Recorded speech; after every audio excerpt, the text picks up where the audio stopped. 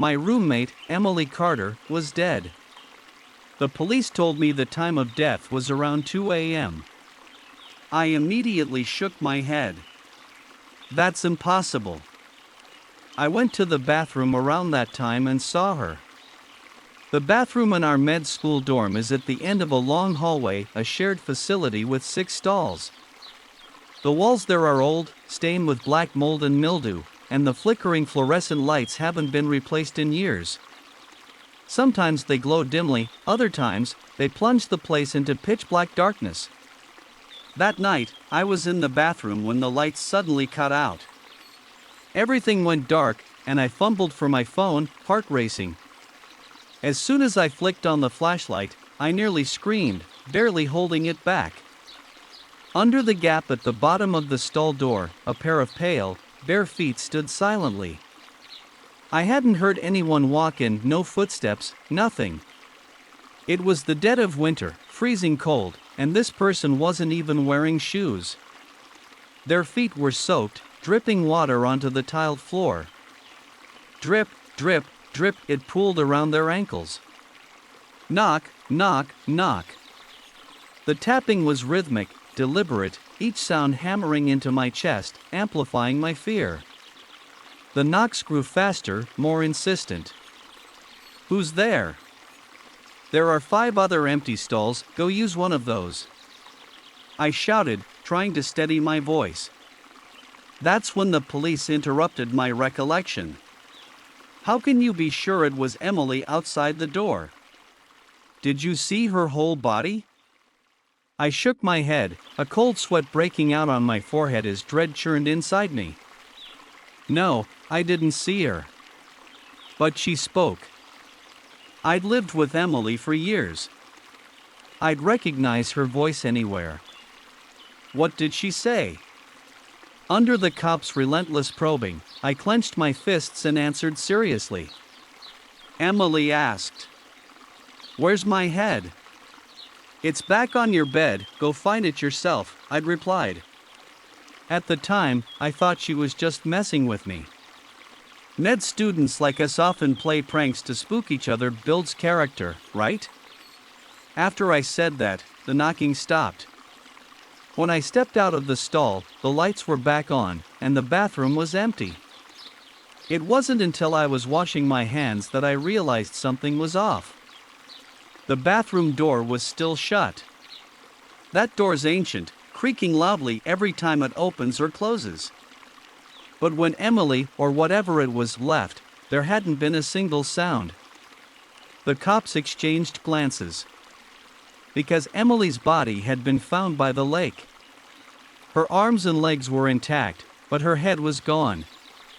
I froze, my heart pounding so hard I could hear it. A nameless terror gripped me. So, the person knocking that night. The lead officer looked at me, his expression a mix of suspicion, scrutiny, and something cautious. The headless body, the detail was only known to a few detectives in the major crimes unit. How did you know? No one believes in ghosts or anything supernatural. My classmates started whispering among themselves. They're both third-year grad students, fighting tooth and nail for a residency spot at the hospital. People thought Emily and Sarah got along, but they were actually rivals, competing over everything. Scholarships, boyfriends, jobs, maybe that's why she snapped and killed her? I couldn't deny the rivalry. It was true, we'd clashed over all those things. So, naturally, I ended up at the police station for questioning. But soon after, the case got tied to a string of serial murders. The lead detective, Captain Daniels, took over. You and Emily were both sponsored by Robert Hensley, right? I nodded. Yeah, we went to the same elementary school growing up. Robert Hensley's a local big shot, owns half the town and loves playing philanthropist. He donated tons of money and equipment to our school. Emily and I excelled academically, so he covered our living expenses from undergrad through grad school. Mr. Hensley was a kind, generous man, practically a second father to us. Inside the interrogation room, Captain Daniels laid out 8 photographs in front of me. Each one showed a different victim. Their causes of death varied wildly. One had suffocated in a bathroom sink, missing both hands. Another had their heart removed, replaced with an apple. I studied each photo carefully, my expression steady. "You don't seem fazed by this," Captain Daniels said, watching me with calm intensity. He reminded me of a hunter, poised and ready to pounce on any slip-up. "I'm a med student working on my master's. Even if I was scared of this stuff once, I got over it back in undergrad dissecting cadavers."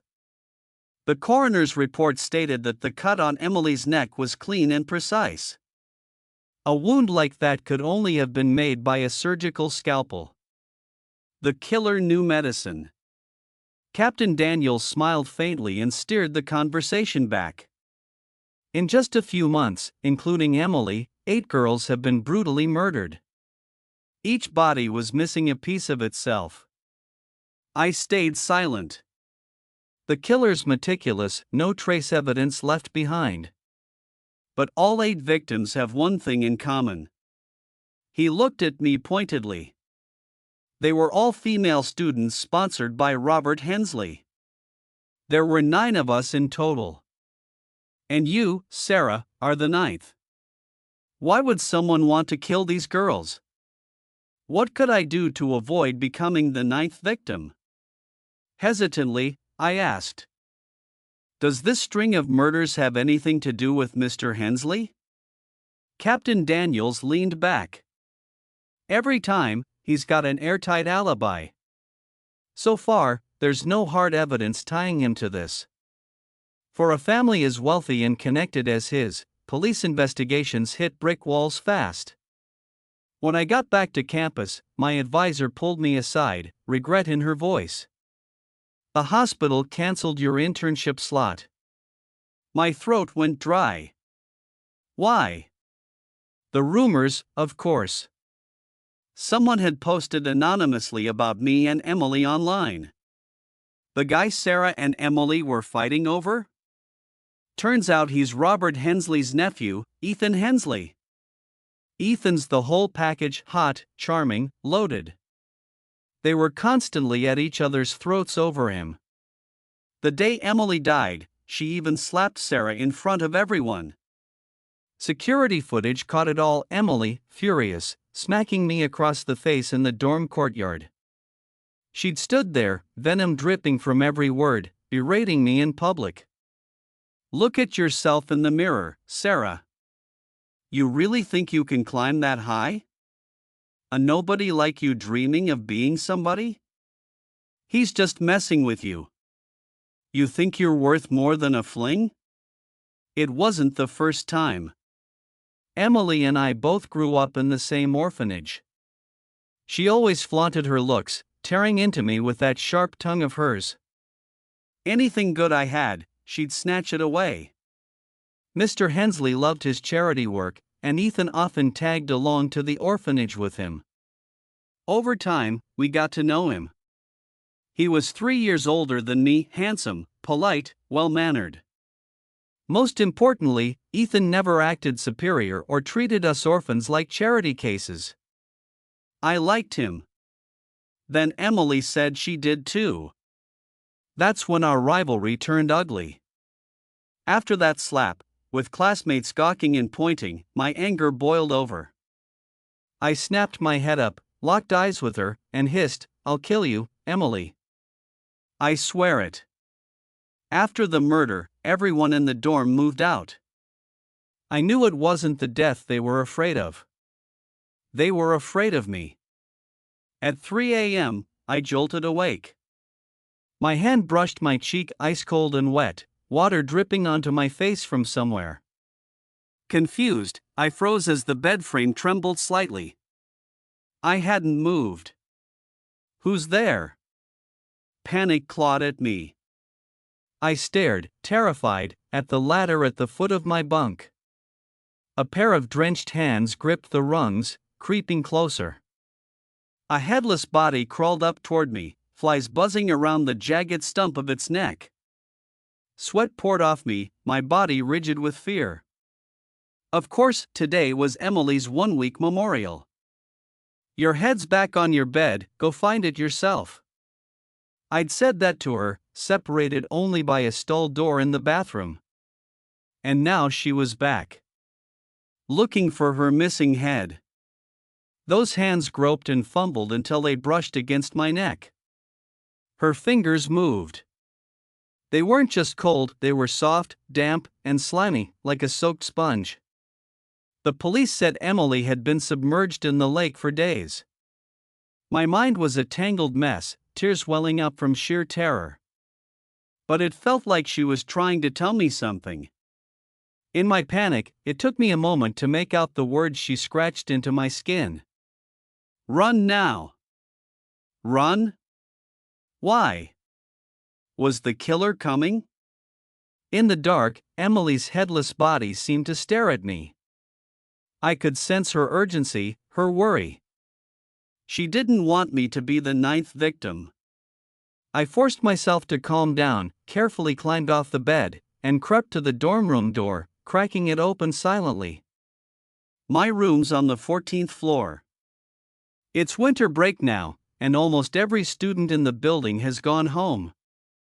A second later, the hallway lights flickered out. The entire dorm plunged into darkness. At the same moment, the faint ding of the elevator opening echoed from the end of the hall. My body trembled, the killer was here. I didn't hesitate. I bolted for the emergency stairwell.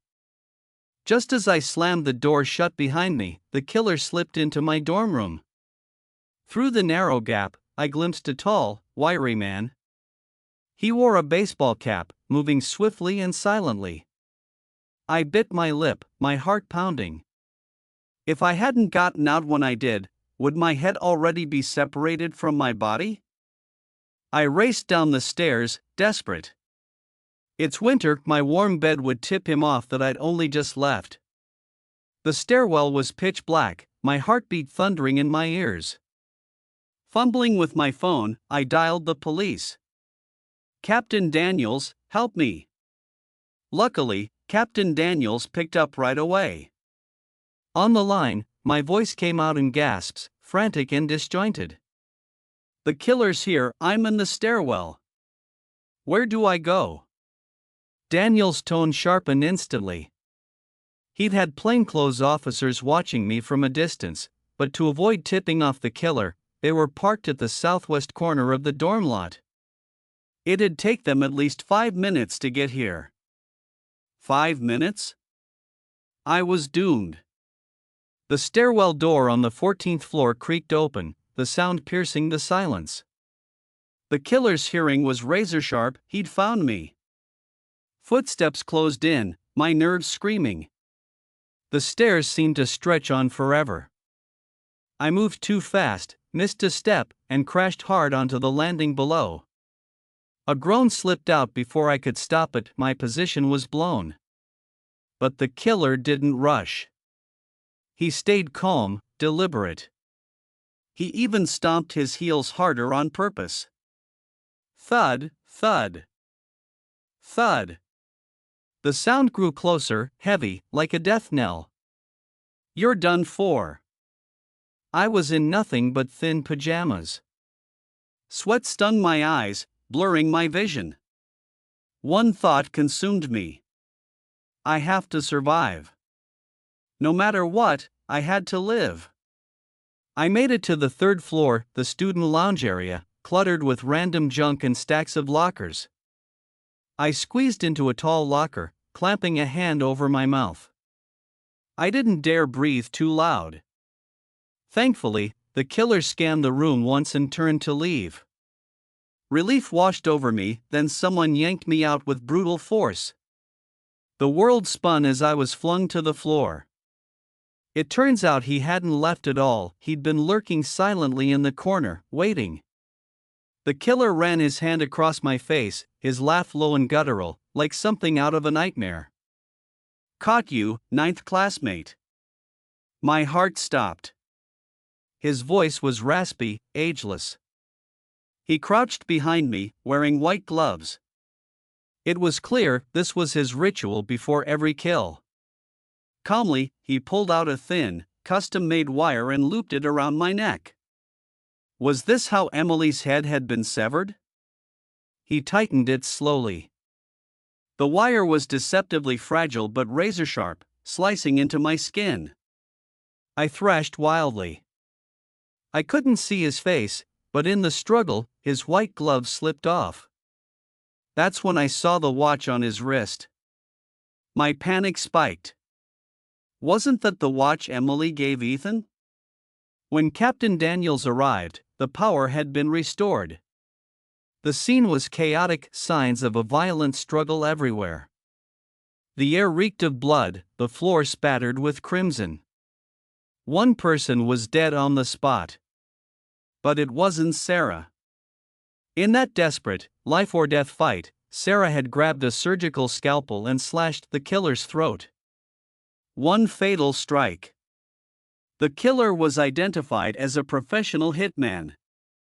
After proving over and over that it was self-defense, I finally let out a breath of relief. The doctor stitching me up was a senior in my program. You've got time to notice details like that, huh? You almost died, you know. The killer was dead, but I wasn't much better off. 8 broken ribs, plus internal injuries. I managed a weak smile. I still want to be a doctor someday. If I get a residency, I can't have a record. He laughed. You're the hero of the department now.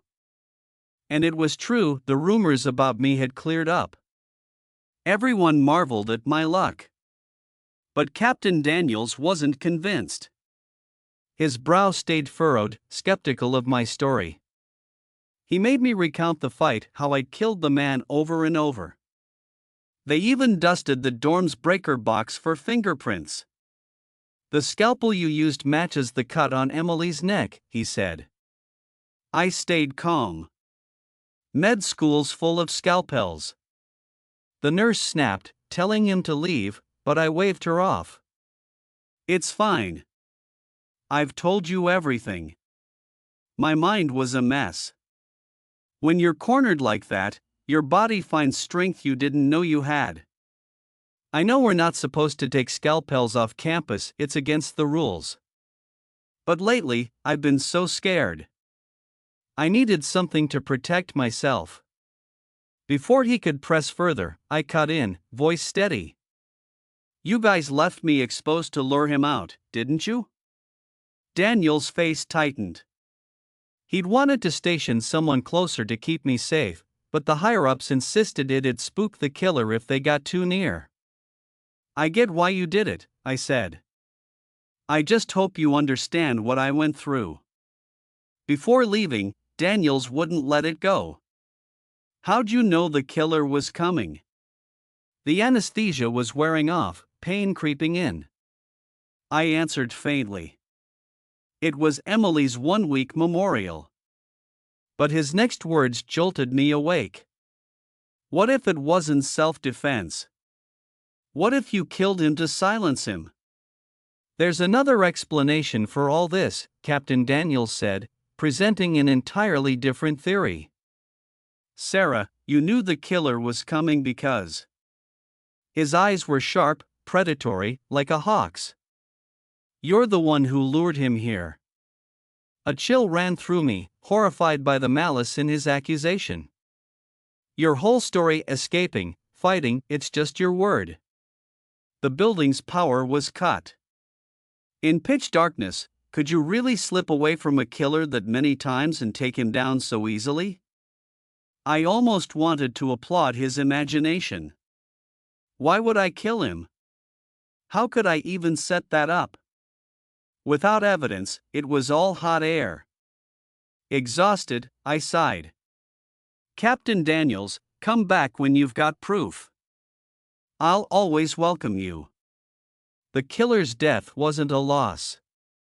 The real pity was Emily's head, still missing, an unsolved mystery.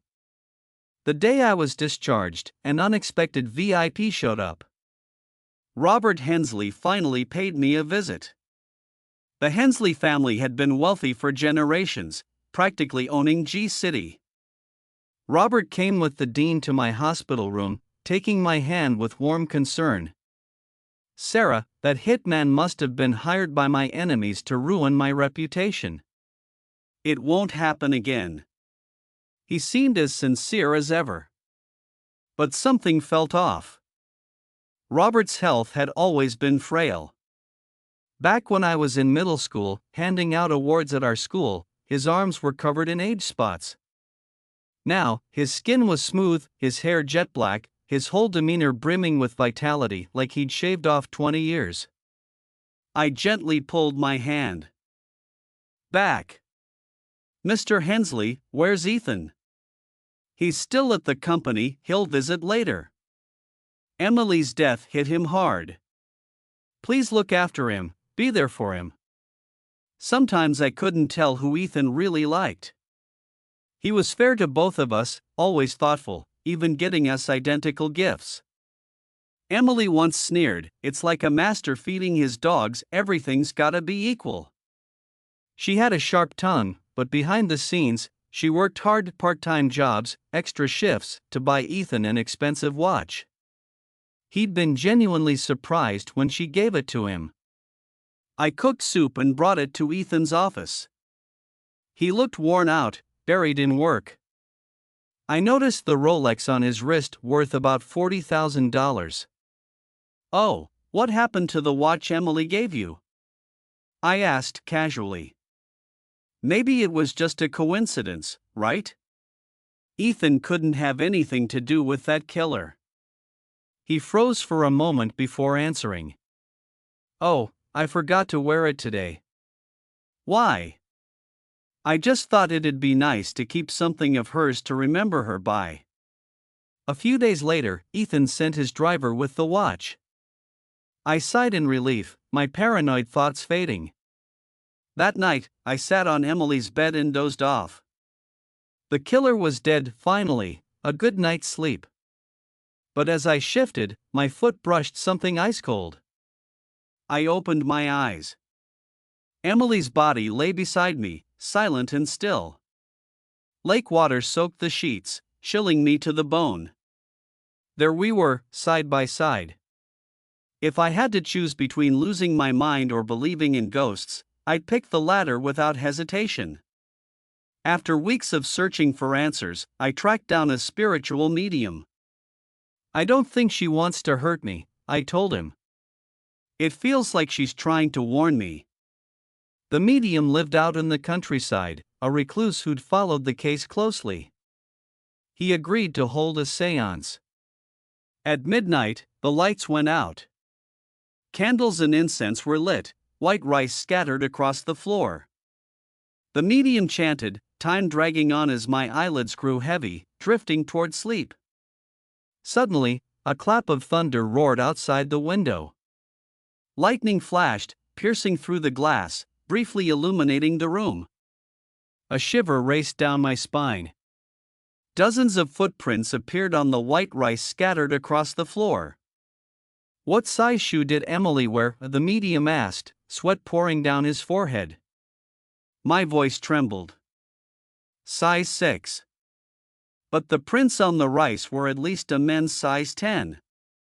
Our breathing quickened.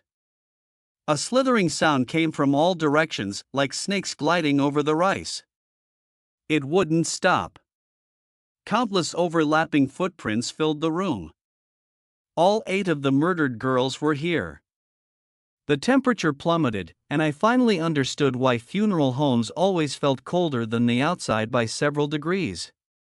The chill of death seeped into my bones.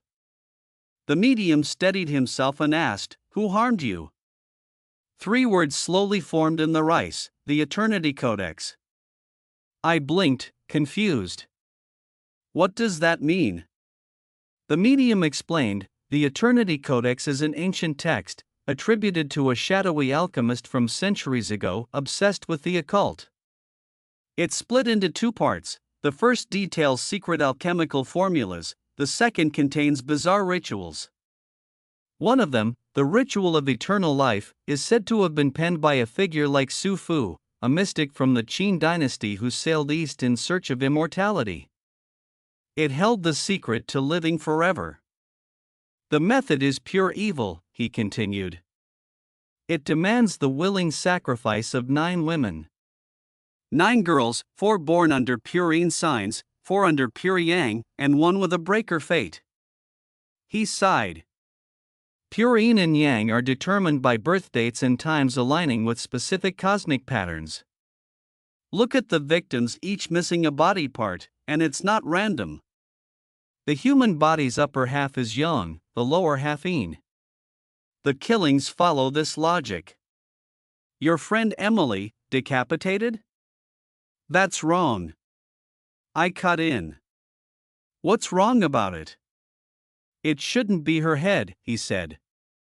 The head houses the 3 souls, like snipping a candle's wick, it renders the body meaningless. What she should have lost were her legs. He paused, rethinking. Something's off. So many kids at the orphanage were abandoned, birth dates on their records were often guesses. And the Eternity Codex demanded precision down to the second. The orphanage director once said our IDs used the dates we were admitted. A chilling thought hit me, one that could unravel my entire life. What if those kids were deliberately chosen and sent to the orphanage? Someone supplied the children. Maybe through abductions, maybe bought. Either way, any child with a rare birth chart was delivered there. Raised with no family, no ties, if something happened to us, no one would dig deeper. Just then, Captain Daniels called.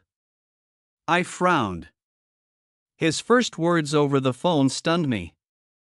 We found another body. His tone was grim. It's Emily. The headless one wasn't her. I reeled. The headless body wasn't Emily? The real Emily was found entombed in a concrete slab at a construction site. Her upper body was intact, but her legs were gone exactly as the medium predicted. So who was the headless girl? Was I not the 9th victim after all? My mind spun as I drove to the police station. On the way, the medium texted. Me. The Eternity Codex was unearthed in southern China 30 years ago. Tomb Raiders stole it, and it last surfaced at a Hong Kong auction in 1988. Here's the continuation of your story, translated into English and adapted for the American setting with Sarah, Emily, Ethan, and Robert Hensley.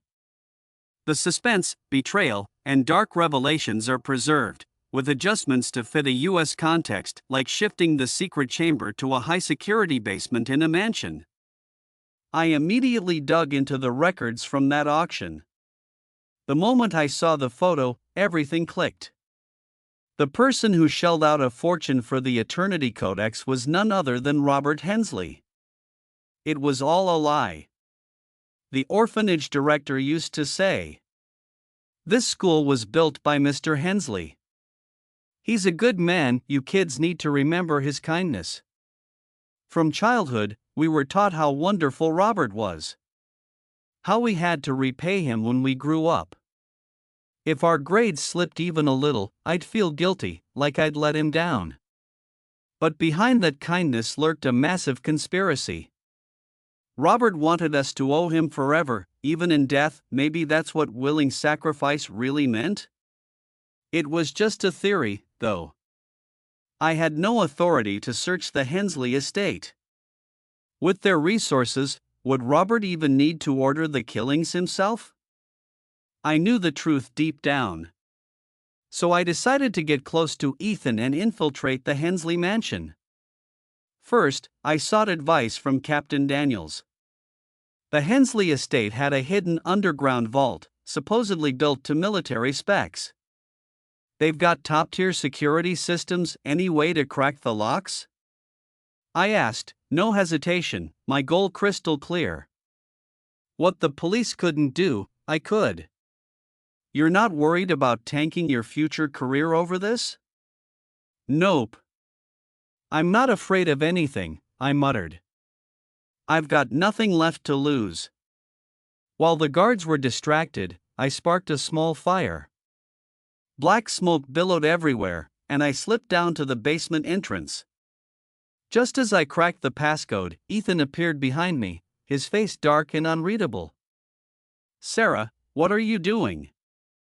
I ignored him, my hands moving faster, following the steps Captain Daniels had taught me.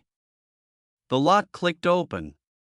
Ethan, don't you wonder why all the victims were girls your grandfather sponsored? Emily died so horribly, don't you want to find out the truth for her? I just want answers. Don't you? With every question, Ethan's face paled further. After a tense pause, the vault door swung open. Inside was an ancient-looking antechamber. The floor was etched with intricate, eerie patterns covering the entire space. Around the room were 9 slots, 8 already filled. In order, a kidney, a liver, a heart, a colon. And finally, Emily's legs. Ethan couldn't believe his eyes. He collapsed to the floor, horrified. But by the time the police tracked down Robert Hensley, he was already gone. Half an hour earlier, his heart had stopped. The mastermind behind these crimes, the one who deserved justice, was dead? I couldn't accept it. I stared at his body, eyes burning with rage, years of suppressed fury tearing at my chest. Robert Hensley's cruelty shocked the nation. No one could have imagined a philanthropist so devoted to community welfare would commit such atrocities. But no matter how outraged people were, it didn't matter. Robert Hensley was dead. A trial was pointless. The 8 victims were all orphans, no families to demand justice. Ethan, at my urging, donated the full compensation to a fund for other orphanage kids. As Robert's grandson, he faced a tidal wave of public backlash. His life became a nightmare, like a rat scurrying from the light. The Hensley family's stock plummeted, and Ethan had no choice but to resign. I comforted him, saying as long as he was alive, he could start over. A few days later, he invited me to his family's mountain villa to unwind. No media hounding us, no whispers or stares. I agreed happily. That night, a storm raged outside, and Ethan got a call. There's a landslide blocking the roads, debris everywhere. No cars can get through. Looks like we're stuck here for a few days. A man and a woman alone together, the air grew thick, charged with tension. Ethan drank wine, leaning in for a kiss, but I dodged. His face darkened. Sarah, do you hate me? Even you think I'm responsible for what my grandfather did? I rushed to explain. It's not about you. It's Emily, I feel guilty about her. Ethan scoffed, unconvinced. Didn't realize you two were that close. I murmured, we were brought to the orphanage as babies. We fought, caused chaos, even threw punches, but at the end of the day, we were family. How could I hold a grudge overnight? My emotions seemed to rub off on him. He kept pouring in drinking. But when I woke up, I was blind. I blinked frantically, rubbed my eyes, nothing but darkness. I screamed, tumbling off the bed. My head slammed into the frame, and I groaned in pain. Ethan, Ethan. Finally, someone opened the door. Sarah can't see a thing, huh? He said, confirming it. Why, I trembled, helpless as a fish on a cutting board. A terrifying theory formed in my mind. The next second, Robert Hensley's voice rasped in my ear. Because I spiked your contact lens solution with liquid glass. A chill consumed me. Wasn't Robert Hensley dead? The man caressed my neck, his skin smooth, youthful. This was no old man's body. Despair swallowed me. It was Ethan's body. He relished my fear. The Eternity Codex isn't just about reversing age, it's about soul transfer. Of course, it needs a direct bloodline descendant. Ethan, my grandson, was the perfect vessel. Robert's death was a ruse, a cicada shedding its shell. He'd taken Ethan's body, pinning all his crimes on the old, discarded husk. Now living as Ethan, he'd turned the page on his life. I shoved him away in a frenzy, but he didn't care. He even cheerfully noted that every window was sealed shut. Rain pounded outside, the only road out buried under mud and rocks. Sarah, without my say-so, no one's getting in. I groped around, crashing and stumbling, like a headless fly trapped in the dark. The 8 girls are ready. The final piece of the Eternity Codex is you. You're the breaker fate. Your eyes will grant me a new life.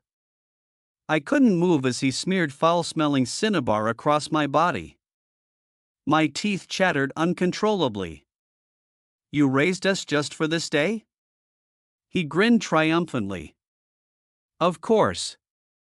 Why else would I waste my time on you wretched brats? I went through hell to gather you all, tracking down countless pregnant women. His breath rasped hot against my ear. Watching you grow up day by day, I was thrilled. You'll become part of me, my land, my body, my future. He grabbed my hair. Don't move. It works best when you're alive. I have to take it slow for the ritual to succeed. So that's how it was with Emily, tortured, watching her legs hacked off before she died. The cold air brushed my eyelids, tears still clinging to them. In the next instant, I dodged the scalpel in his hand. It all happened in a flash. I acted lightning fast, snatching the blade and driving it through his palm. It pierced clean through, no mercy. He gasped, clutching his hand, howling in agony. I untied myself, not giving him a chance to scream longer. With a shoulder throw, I slammed him to the ground. Sorry, I don't wear contacts, I'm not nearsighted. Sarah was the studious one, plagued by bad eyesight. But I wasn't her. I'm her twin sister. Robert Hensley wasn't stupid. He pieced it together fast. The headless body by the lake. Exactly. That wasn't Emily. It was my poor little sister, Sarah. Back then, Robert Hensley had paid off pregnant women across the country. He offered cash for babies born at the right times, with the right cosmic alignments. Sarah and I were twins. I was the older one, born a minute earlier, missing the perfect window, making me worthless to him. Our mother, greedy for more money, handed Sarah over. Then sold me to another group. I was trained as an assassin. A dealer in life and death. I didn't even know I had a sister until I stumbled across secret files. The organization's ledger. It listed every assassin's details and their upcoming contracts. Sarah's name jumped out at me. Client, Assassin A. Estimated time of death, January 8th. Method, both eyes removed. Today's only the 4th, I could still make it. On the train to G City, I researched my sister. Sarah had been working hard, growing up healthy. I stared at her photo online, her face a mirror of mine. My cold, dead heart flickered with warmth. I couldn't wait to protect her, even if it meant betraying the organization. I rehearsed how I'd explain it, planned to rent a place near her med school. Her social media bio read, "Wanna travel the world." I wanted to tell her I had money, that I could take her anywhere, give her the life she dreamed of. I'd been a dormant seed for over 20 years, finally glimpsing my own sunlight. But when I got there, my sister was already dead. Sarah and Emily were true sisters at heart.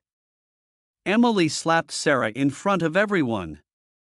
She'd found out my little sister was willing to ditch her shot at a residency to chase a job at Ethan's company.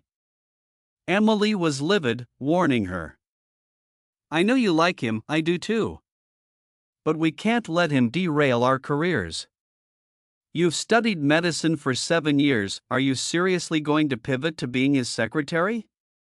Ethan's rich, even if he marries, he'll pick someone loaded. What do we have? No money, but we've got brains and youth. That's what we used to fight for a better future, it's our only way out. Sarah snapped back in anger, blurting out she'd kill Emily.